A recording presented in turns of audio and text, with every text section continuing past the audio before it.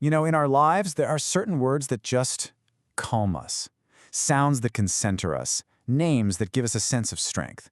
But what if there was a single sound, just one word, that held the power not just to guide us, but to actually carry us through our greatest challenges? We're going to explore a word that's really more of a force, a sound that is also a consciousness. It's this ancient idea, a kind of saving grace that's said to be the very vibration of deliverance itself. So let's just dive in. The ancient texts often talk about our existence with this really powerful metaphor. They say that life is a vast, and let's be honest, sometimes turbulent ocean that we all have to find a way to cross.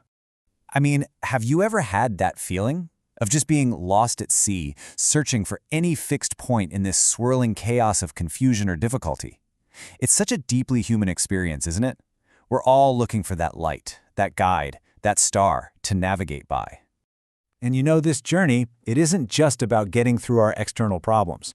The real crossing they talk about is over the ocean of samsara, that whole cycle of confusion, ignorance, and suffering.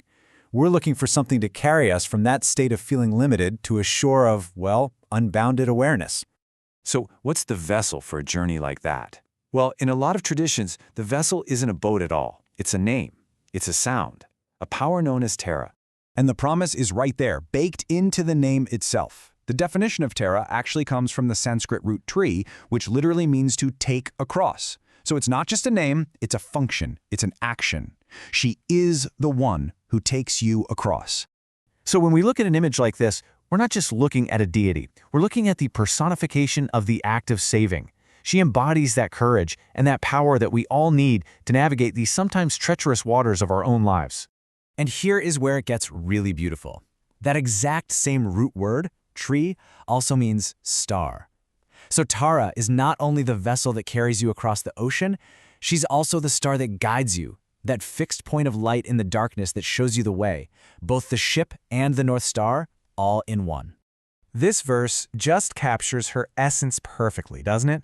She's this benevolent force, a wish-fulfilling vine that helps people achieve their highest aspirations, guiding them toward their ultimate goal, which is always that other shore.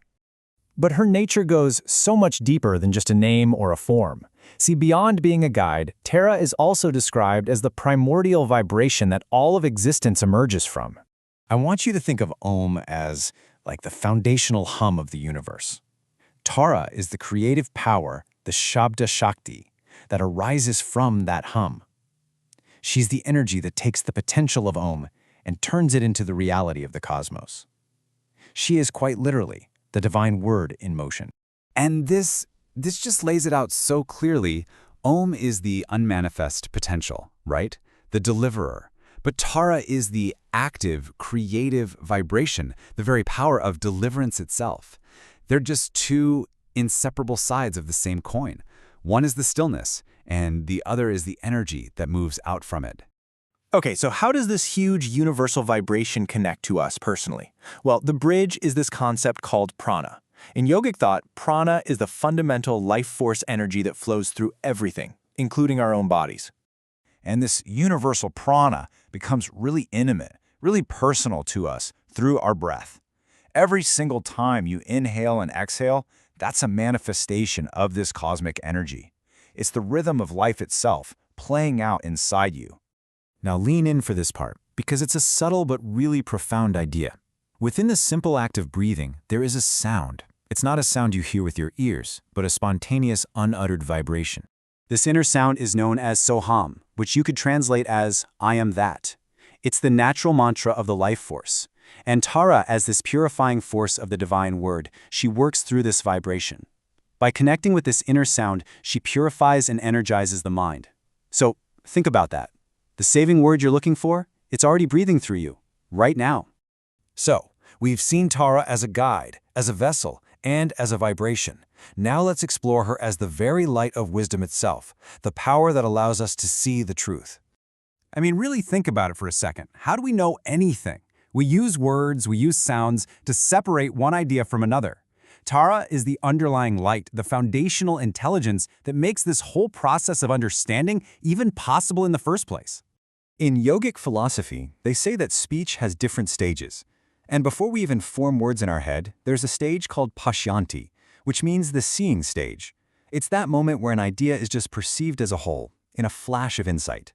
Tara represents that state, of direct, illumined perception. And this is really the heart of it all.